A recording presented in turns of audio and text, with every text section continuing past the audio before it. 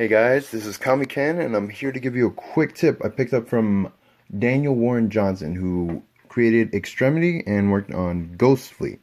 And what he did, like when I was at Comic Palooza, he was just looking through my sketchbook, checking my sketches, and then he pulled up this page where I have this pull, like this column in 1 point perspective, and you notice these parts, the square parts, they were skewed. Like they were too elongated because they were in 1 point. So then what he showed me is he pulled up a second page, and then he showed me that when you do 1 point perspective, what you do instead of elongating it is you can shorten it so that all you have is just this one little part. And this basically came like an epiphany to me. Like I had no idea. Like I thought it was the most simple thing to understand, and yet like I was on my own not knowing this until he just showed me.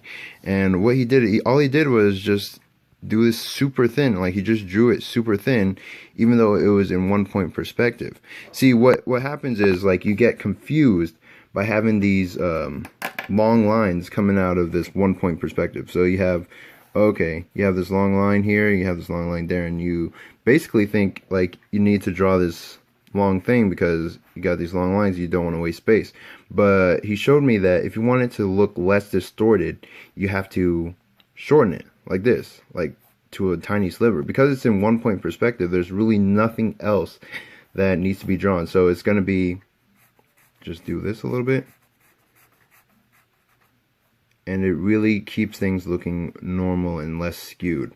And I'm going to be using that for basically the entirety of my career. I had no idea about that. Like, maybe I would have figured it out sooner or later, but he saved me a lot of time by showing me that tip really early on. He said he got it from Ryan Stegman, and now he's passed it on to me, and I'm grateful for that. And now you know. So hopefully that helps with your drawings, and I'll be back with more. This is Kami Ken signing out.